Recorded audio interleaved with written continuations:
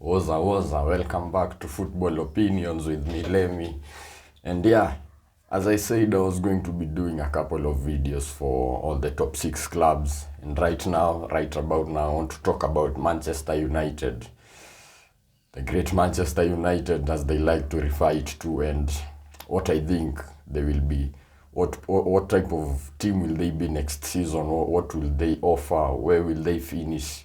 Now, first of all, looking at the business that Manchester United have just done, first of all, they've bought Mason Mount from Chelsea, of course, for a fee of around £50 million plus add-ons, rising to around 60 million. That's quite a lot of money, but if you look at what they're buying, the quality, the age as well, it's not as bad as people are making it out to be. Because Mason Mount, as much as people have slandered him this past season, is a very good player. Don't forget, he was one of the key players when Chelsea were winning the Champions League, beating Man City 1-0 in Porto, I think it was. And since then, it's been all downhill for Chelsea. So, of course, if you're part of that Chelsea team, you're part of the good and part of the bad. And Mason Mount, I think the bad, because it's called recency bias, because whatever has happened most recently is what people remember more. It's what is fresh in people's minds. So people will think right now of Mason Mount as a bad player, but he's really not a bad player in a system that works, which I think Ten Hag has laid the foundations for at Manchester United. I think he will be a very good player. I mean, getting the number 7 has raised a lot of controversy, but it's just a short number.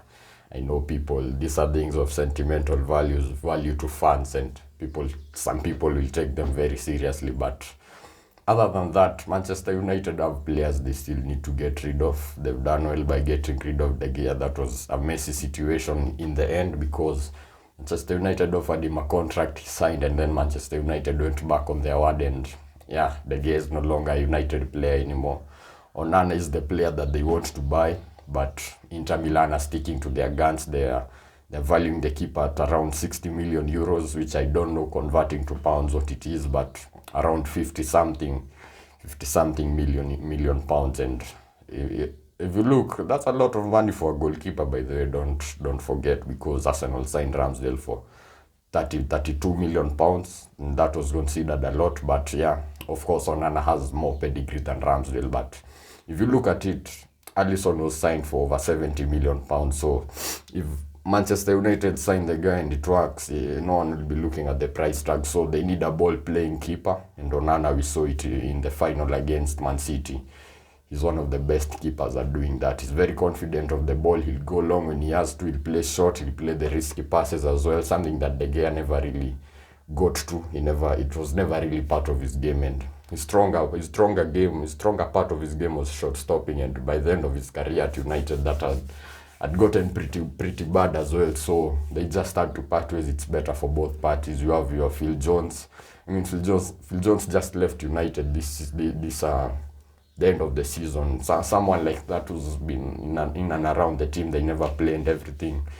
It's a similar situation to Chelsea and Timo Bakayoko, who also just left Chelsea. And they need to get rid of players so as to get in other players.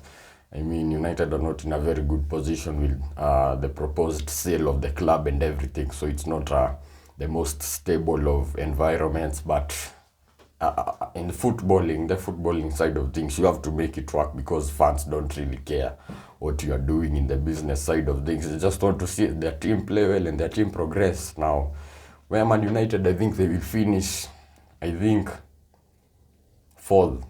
Yeah, 4th is fair. Personally, I think so.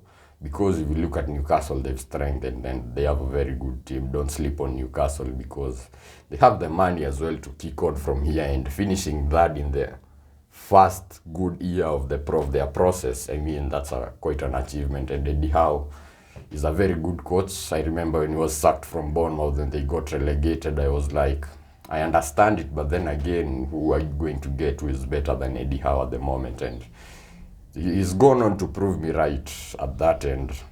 With Man United, I'm not really sure, but 4th, I think, is fair enough, because I think next season there's a team which is going to be better than them, apart from Arsenal and Man City.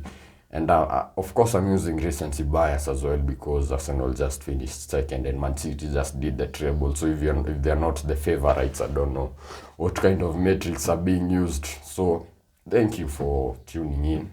I know Man United fans will of course have their own opinions, and most of them will not agree with me, but as I always say, it's just an opinion and it's my opinion. You can have yours as well. Yeah, it's football opinions. Thank you for tuning in and stay tuned for the other videos as well. See you in the next one.